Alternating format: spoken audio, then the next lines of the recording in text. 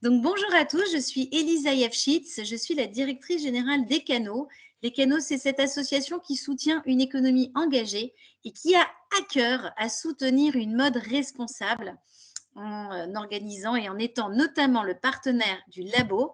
Je suis vraiment ravie d'animer pour le labo de l'ESS, qui est un lieu de réflexion et qu'on apprécie énormément au Canaux et qui joue un rôle essentiel pour l'ESS. Donc Marie, merci de m'avoir fait cet honneur et cette gentillesse de me proposer d'animer cette table ronde. Merci Alors à les filles, nous sommes des filles, donc ce soir pour intervenir sur la mode. Il n'y a pas que des femmes dans la mode, mais là, nous avons ce soir 3 femmes particulièrement voilà, impliquées sur ces sujets-là. Pour réagir à la question d'Ariel Wiesman, c'est une autre mode est-elle possible? Je pense que ce film pose bien les questions et j'aimerais voir avec vous ce que vous en pensez. Alors, on va peut-être commencer par Marine.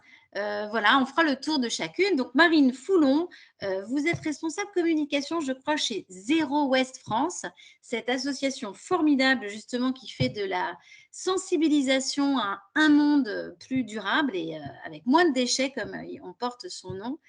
Et donc, j'ai envie de vous, d'abord, si vous voulez dire un mot sur la mode peut-être en général, et du coup, sur cette, est-ce qu'il y a une évolution positive dans le secteur de la mode dans voilà, les dernières années, et qu'est-ce qui vous choque le plus dans le secteur de la mode actuellement?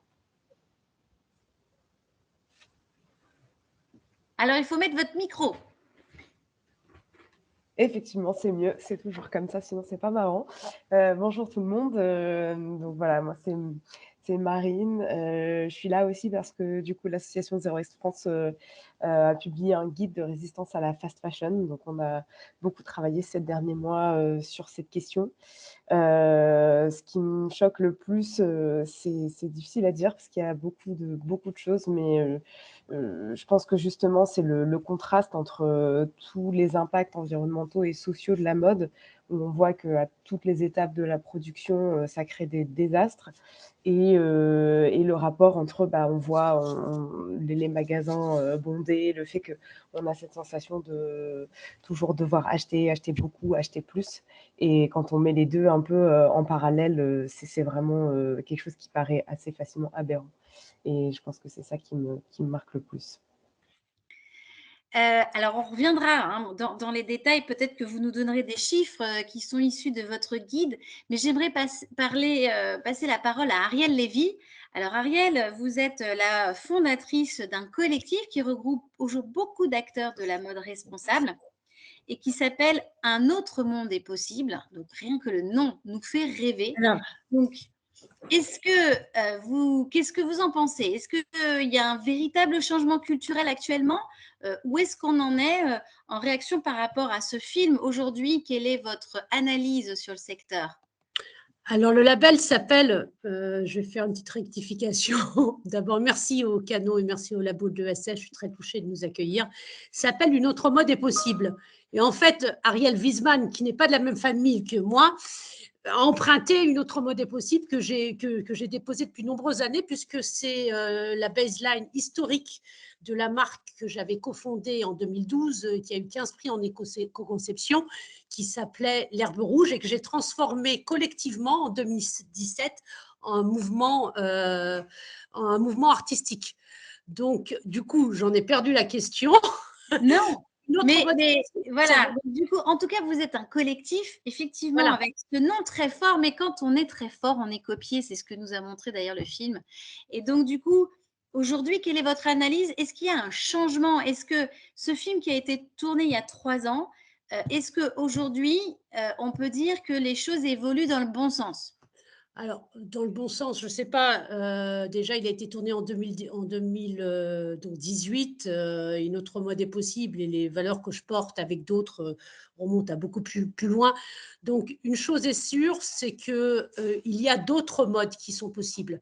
Et c'est juste là où je voulais en venir, qu'une autre mode est possible. Ce que l'on revendique dans ce collectif, artistique qui s'adresse au grand public et qui fait des festivals, c'est qu'il y a d'autres modes, ce qui était très brillamment mis en scène dans ce documentaire. Il y a d'autres modes de produire, de créer, de distribuer, de communiquer et de vivre ensemble. C'est pour ça que je suis très heureuse d'être invitée par le labo de l'ESS, puisque pour moi, mode, art, design et ESS, vous avez compris, c'est un projet de société, ne font qu'un. Alors, pour répondre factuellement en tant qu'expert de la mode et designer et également entrepreneur social, je dirais oui, il y a une chose qui a changé très clairement, c'est qu'aujourd'hui, personne ne peut ignorer qu'il faut bouger, que ce soit la fast fashion, que ce soit des acteurs plus engagés. Le consommateur, il ouvre la télé, il voit ça. On parle de mode durable partout, de chaîne de valeur partout. Moi, ce qui me chagrine, donc c'est en train de bouger, c'est une réalité. Il faut qu'on bouge et qu'il faut qu'on bouge très vite pour rendre cette mode plus accessible au plus grand nombre. Ce qui me chagrine, moi, à titre personnel, enfant de la mode, par rapport à tous ceux qui sont nés avec la fast fashion, c'est-à-dire beaucoup peut-être de nos auditeurs sont nés à partir des années 2000, cette uniformisation et autres. Moi, ce qui me chagrine, c'est là où je suis très pressée qu'on rentre dans le vif du sujet, dans la créativité, c'est quand est-ce qu'on va retrouver les notes, c'est le plus beau métier du monde, faire de la mode. C'est de la création, c'est de la production, c'est tout ce qui est expliqué dans ce film. Et j'ai hâte qu'on fasse changer cette mode en lui redonnant ses lettres de noblesse que dans beaucoup d'entreprises continuent à entretenir. Voilà. Donc oui, c'est un fait aujourd'hui. Tout le monde n'entend parler que ça, donc ça bouge. Maintenant, pas assez vite pour moi, mais bon. Alors, justement, l'ESS. Nadia, je vais vous passer la parole. Vous êtes Nadia Wali, la directrice de Mon Atelier Fou de Coudre. Très joli jeu de mots encore. Et donc vous êtes une structure de l'ESS engagée dans la mode. Donc, peut-être racontez-nous ce que vous faites, quel est votre atelier et qu'est-ce que finalement l'ESS, qu'est-ce que l'ESS fait dans la mode? Alors, il faut mettre votre micro aussi. Ça marche? Allumez votre micro. Nadia, on n'entend pas votre micro. Allô, Nadia? Il faut Est-ce que allumer. c'est bon? Oui, là, c'est bon. Ouh là là, mais en fait, c'était activé. Je pense il y avait un décalage en fait entre le moment où j'ai cliqué. OK. Donc bonjour à toutes et à Alors, tous. reprenez. Donc rebonsoir. Oui, voilà. Donc l'association est créée. Donc c'est sous forme, la forme juridique, c'est bien une association, une structure associative. Et donc on existe depuis à peu près 5 ans. L'idée en fait de départ, c'était, je ne vais pas revenir sur tout l'historique de la structure, mais en fait, on est parfaitement sur la même longueur d'onde que Ariel ou que Zero Waste Lille. C'était de créer, effectivement, bonsoir Ariel, c'était de créer un collectif en fait qui défend, qui va promouvoir cette idée d'économie circulaire et d'une autre mode en fait, d'une alternative à la surconsommation de textiles. Alors en fait, on a commencé par des choses toutes simples, animer des ateliers à destination des centres socioculturels, des écoles, etc., dans les collèges, etc. Et en fait, l'idée, c'était vraiment de sensibiliser le grand public à l'impact de l'industrie textile et du coup de leur faire, enfin, comment dire, de créer ce déclic et de leur dire aujourd'hui, l'industrie textile est la deuxième la plus polluante au monde et qu'on en parle très rarement, mais voilà. Donc, essayer aussi comment dire, de viser le jeune public, voilà, le jeune public, en fait, les consommateurs de demain, et de leur dire qu'il faut changer les choses parce que sinon, ce n'est pas possible.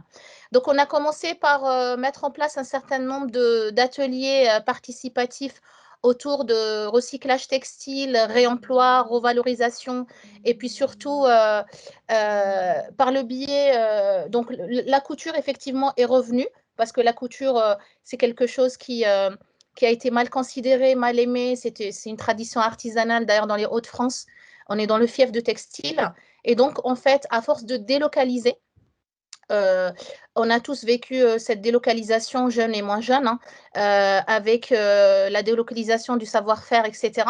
Et donc, il y avait une prise de conscience, mais il n'y avait plus de savoir-faire local. Et donc, l'idée, c'était vraiment de pouvoir faire revivre, en tout cas, cette tradition artisanale, voilà, la faire revivre, essayer de relocaliser ce savoir-faire et essayer de s'en servir pour lutter contre la surconsommation textile et créer une mode durable, éco-responsable et respectueuse de l'homme et de l'environnement. Et vous avez beaucoup d'échos justement lors de ces rencontres que vous faites dans des quartiers, etc. Aujourd'hui, l'appréciation de la mode, est-ce que ça change? Est-ce que vous sentez un changement? Alors, effectivement, c'est ce que j'ai dit, en fait, l'objectif, en fait, principal, c'était même, j'ai envie de dire, c'était une réponse, en fait, à un besoin réel. C'est-à-dire que le collectif qui a commencé à mettre en place des ateliers zéro déchet, des ateliers réemploi, upcycling, etc., c'était pour répondre justement aux besoins de créer justement une alternative à la consommation textile. De dire, en gros, on le voit dans le reportage, en fait, de dire stop, en gros, c'est pas possible. On ne peut pas continuer comme ça, en fait. Et de créer justement, parce qu'il y avait un engouement aussi, donc effectivement, ça a un effet mode, mais il ne faut pas rester à cet effet mode, il faut essayer d'aller au-delà, en fait, de cet engouement et de cet effet tendance. Et effectivement, on l'a senti partout. Mais ce qu'on a été, comment dire, la chose qui revenait à chaque fois, c'est une thématique assez méconnue en fait. Quand on disait que c'est la deuxième industrie la plus polluante au monde, les gens, ils étaient vraiment, comment dire, vraiment étonnés en fait de cette information. C'est pas accessible à tout le monde. Et du coup, en fait, on connaît plus ou moins tous en fait le gaspillage alimentaire, mais le gaspillage vestimentaire, on en parle très peu. Enfin, on commence effectivement à en parler, mais je pense que c'est pas tout. Enfin, ça manque de visibilité. Exactement. La mode jetable, la mode, la fast fashion en anglais, ou la mode, voilà, jetable, on peut dire, hein, Tout à fait. voilà, et qui est La mode aussi linéaire, je l'impact, produire pour voilà, jeter. qui est, voilà, où perpétuellement on rachète. D'ailleurs, il y a un livre très intéressant, Les Compagnons, d'Antoine Compagnon sur le 19e siècle, où on voit que dans les grandes villes, les gens avaient deux tenues par an, la tenue d'été, la tenue de… Et c'était 80% de la population en France. Alors maintenant, voilà, on voit que… Et c'était juste il y a 150 ans. Donc, Marine, justement, est-ce que vous avez un peu des chiffres à nous donner? On dit toujours que la mode est la deuxième industrie la plus polluante, mais qu'en est-il de la vente peut-être en volume? Est-ce qu'il y a une baisse de volume des ventes ces derniers temps?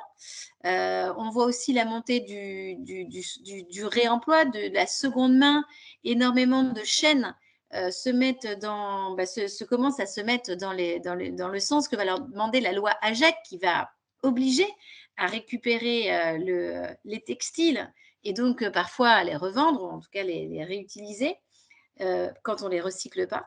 Est-ce qu'aujourd'hui, ça a un impact en termes de volume sur la production mondiale? Je pense pas que pour le moment on ait de changements significatifs en termes de volume. On est encore dans des ordres de grandeur de 100 milliards de vêtements vendus par an dans le monde. C'est aussi, on reste aussi dans un rythme très effréné où on porte nos vêtements 2 fois moins longtemps qu'il y a 15 ans. Voilà pour les chiffres un peu génériques. Et d'ailleurs, on voit là, on a plutôt vu avec le documentaire les aspects voilà, de recherche avec Faux de Coudre, etc. On voit les alternatives. Mais en parallèle, malheureusement, on a aussi le développement de marques qu'on appelle d'ultra fast fashion, donc comme Shein, ces marques comme Boo, etc. Donc, ils vont encore plus loin dans la rapidité de production et de distribution que les grands de la fast fashion comme Zara, H&M, etc. Donc, on a un peu ces deux mouvements en parallèle qui font que on ne peut pas vraiment dire qu'on est à l'échelle générale dans une logique de réduction de la consommation, réduction de la production. Et aussi, du coup, tout ça conduit à ce qu'on a une grande partie des vêtements qui sont dans notre armoire qu'on n'utilise pas ou peu. Aussi le fait que de plus en plus la vente en ligne se développe, notamment avec ces nouveaux acteurs. On va pouvoir commander beaucoup plus vite, mais ça augmente aussi le risque que les vêtements ne nous plaisent pas, ne nous aillent pas, puisqu'en plus, c'est pas de la bonne qualité. Donc tout ça continue à toujours plus acheter facilement et toujours plus renouveler ces vêtements. Et du coup, là, j'avais un chiffre, c'était 64% des vêtements qui peuvent être encore portés sont jetés.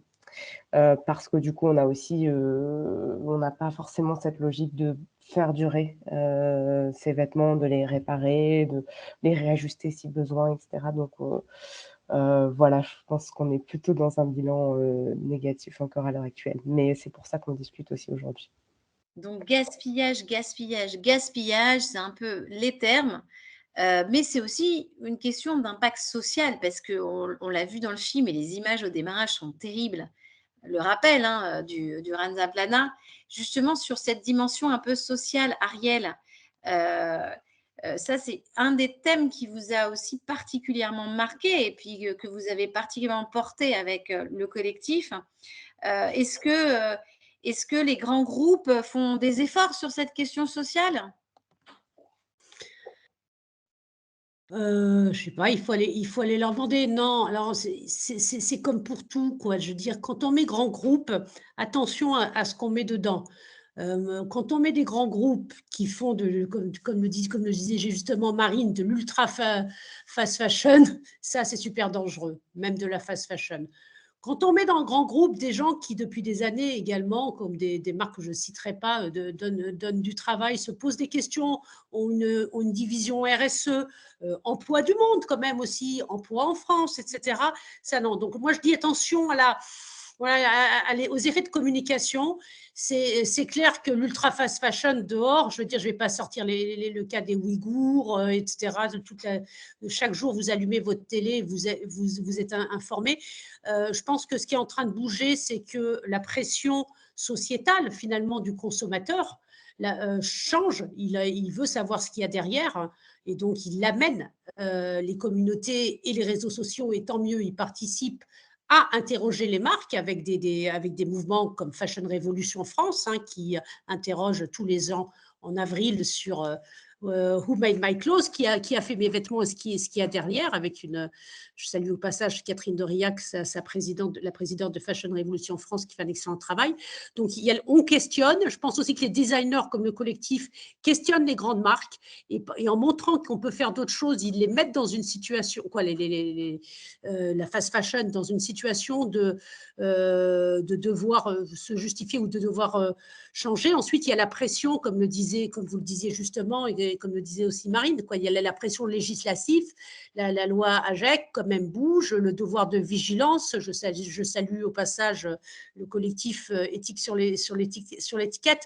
Donc, je pense que c'est une pression générale et l'ESS dans ce sens aussi sur la ville de Paris avec les lancements des ressourceries, des recycleries. Donc, c'est un ensemble. C'est ça, en fait, c'est ça la mode et c'est ça le changement de paradigme. C'est comment est-ce qu'ensemble, et c'est ce que fait le collectif, on va assembler des briques qui vont se rassembler, où chacun va jouer son rôle, nous sur l'artistique, voilà. Et ça change, et ça questionne, et je crois que le vrai enjeu, c'est comment finalement on va pouvoir agir, et c'est ce qui va changer, et c'est en ça où le consommateur, c'est l'essentiel, c'est le grand public, doit questionner et doit venir reconsommer proche de chez lui. Alors, j'ai répondu sans répondre à la question, j'ai juste dit que c'était, il y a en mode climat actuellement qui lance un plaidoyer, qu'il y avait actuellement, ce qui avait changé, une véritable coalition des acteurs pour mettre la pression et pas simplement des ONG ou autres, des acteurs qui font, etc.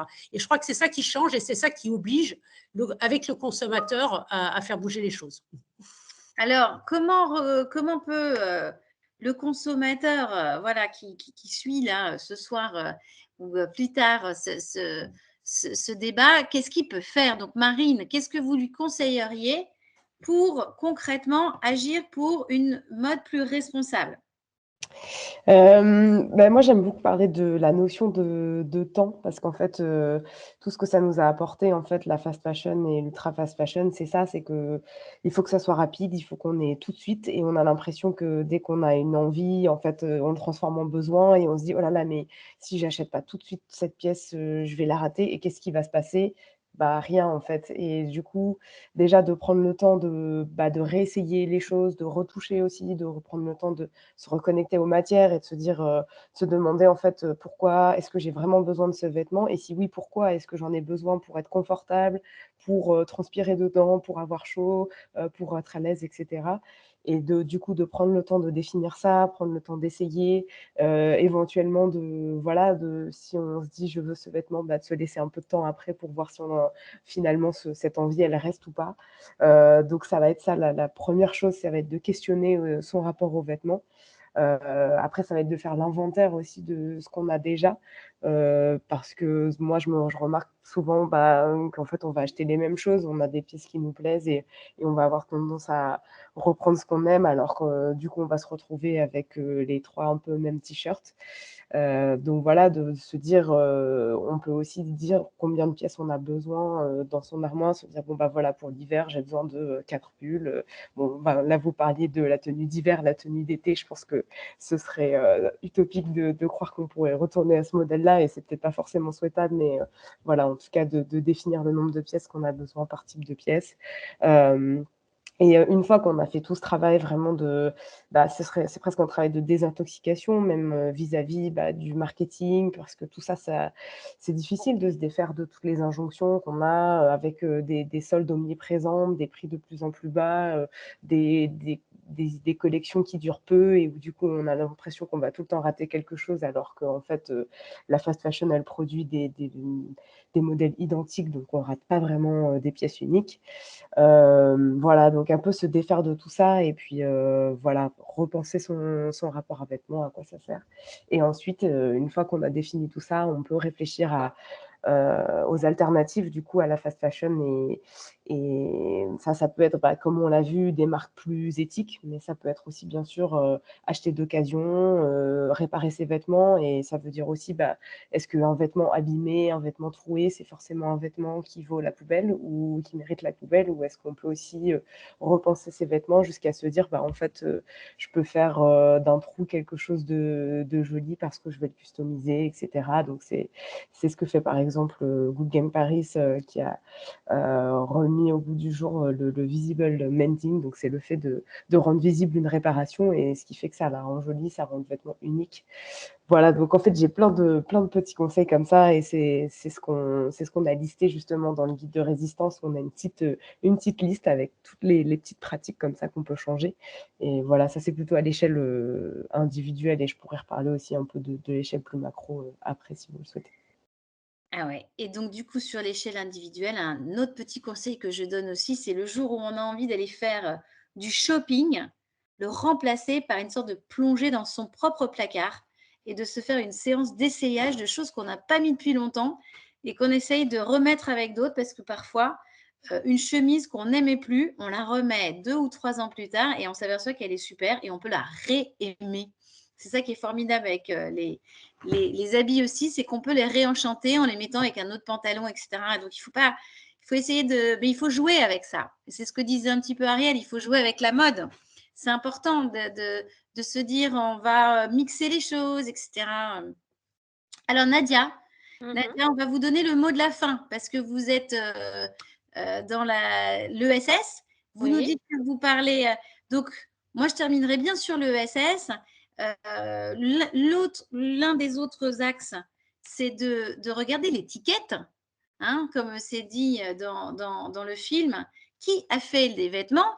Et donc en France, on a des structures de l'ESS qui font, des vêtements et pour le coup, on est assez assuré dans ces cas-là qu'il n'y a pas, de surexploitation, d'usines qui vont Exactement. s'écrouler. Alors racontez-nous un peu ça, l'ESS et le textile.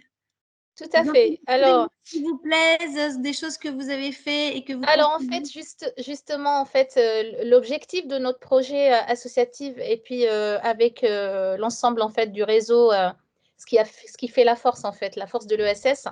L'objectif principal, c'est de promouvoir, en fait, cette économie circulaire, mais d'avoir aussi cette mission sociale, en fait, je le dis souvent, en réinsérant professionnellement des femmes et des hommes qui ont envie d'en faire leur métier, qui ont envie d'apprendre et de monter en compétences et de participer, ne serait-ce qu'un petit peu, à la relocalisation de cette industrie qui est merveilleuse.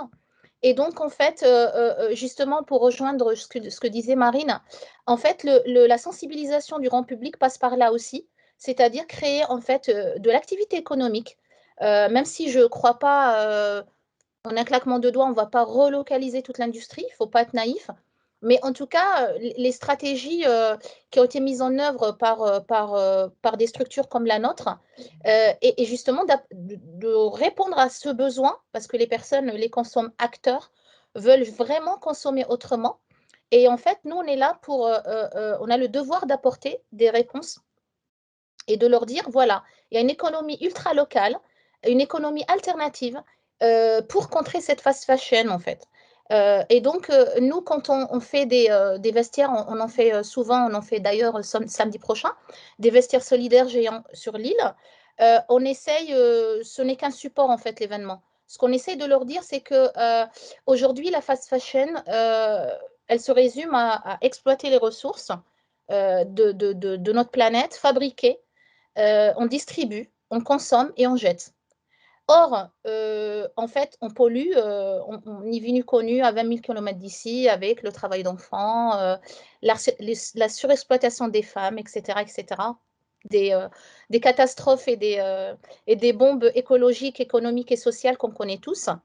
Et donc, on essaye de leur dire aujourd'hui, il existe des alternatives très humblement locales, de fabrication locale, respectueuse, et puis justement créatrice de richesse au niveau territorial, local et national. Et donc, ça vise à faire quoi? Ça vise à réintroduire justement l'industrie textile chez nous. Et nous, on le voit tous les jours de toute façon. Tout à l'heure, vous parliez de l'effet de la loi AGEC.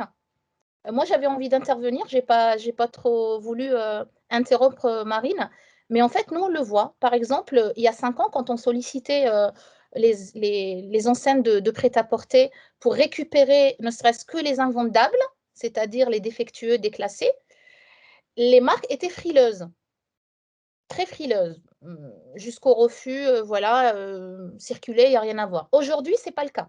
Aujourd'hui, avec la loi AGEC, on croule sous les invendus invendables. Alors, ce n'est pas bon non plus, hein, parce que nous, on ne veut pas non plus, à notre tour, produire des déchets. Et donc, effectivement, ça passe par le législateur, ça passe par contraindre les enseignes de textile justement à trouver une solution de réemploi.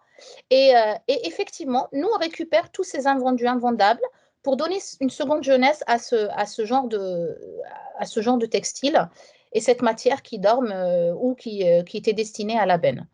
Voilà la force de l'ESS. Aujourd'hui, l'objectif de l'ESS niveau textile, c'est de développer cette économie circulaire avec cette mission sociale qui consiste à former les gens, donc insérer et former, tout en alliant les 3 piliers du développement durable dans leur activité. Donc, à la fois économie circulaire, à la fois économie solidaire, mais aussi relocalisation du textile. Je ne sais pas si j'ai répondu à la question. Parfait, c'est parfait. Circulaire, solidaire, tout ce qu'on aime. Alors, Marie Vernier, vous nous écriviez refuse, reduce, reuse, recycle ou recycle. Donc, les 4 R. Oui. Peut-être un mot de la fin, Marie, aussi pour clôturer ce débat. Oui, merci à vous. Je mettais aussi dans la conversation, c'était les 4 R, c'était, il y avait repair aussi, comme dit Florian. Oui. C'est ça aussi, on n'en a pas tellement parlé, mais en fait, l'encapacitation des personnes aussi à faire elles-mêmes et à réparer elles-mêmes aussi, qui est une démarche intéressante qu'on a pas mal mise en avant aussi dans nos travaux sur la low-tech. Et on publie en parallèle de ce débat un décryptage sur le textile et une autre belle initiative inspirante avec une interview de la textilerie à Paris que j'ai mises aussi dans la conversation si c'est des sujets qui intéressent les invités ce soir, enfin les participants ce soir. Voilà un petit peu pour ce que je voulais ajouter. On a une question quand même dans la conversation sur les filières équitables. On n'en a pas parlé, alors je ne sais pas si la personne qui la pose, Alain Bussière, veut prendre la parole directement ou si, pour préciser, parce que parler filière équitable, c'est un vaste sujet, donc je ne sais pas si vous vouliez parler des labels ou de la production, enfin voilà. Sinon, si sur ce sujet, certaines d'entre vous veulent rebondir ou répondre. Franchement, moi, je ne connais pas très bien les filières équitables dans le domaine du textile. Je le connais dans le domaine alimentaire. Max Havelaar fait un gros travail actuellement, donc il y a beaucoup d'ONG. Je pense que ce qui est important, on va pas traiter en 10 minutes, excusez-moi, tous les problèmes des labels, des certifications, etc. Mais bon, par exemple, Max Havelaar s'est attaqué à ce sujet et a fait un très gros travail de production sur le coton. Voilà. Je sais pas. Voilà, et ben voilà, avec le lien que nous met Marie pour aller trouver les travaux de Max Havelaar sur le sujet. Alors, ben, je pense que s'il n'y a pas d'autres questions, on peut clôturer ce débat et puis remercier le labo et puis nos 3 invités qui étaient très inspirantes et intéressantes et puis qui nous donnent envie de continuer à faire attention à ce qu'on achète, à réparer, à se remettre à coudre et puis à, comme dirait Ariel, à être créative. Donc, à bientôt à tous et merci beaucoup. Et rendez-vous le 7 avril pour le prochain ciné-débat autour du documentaire Rupture sur les jeunesses engagées. Très bien. À bientôt. Merci beaucoup. Au revoir.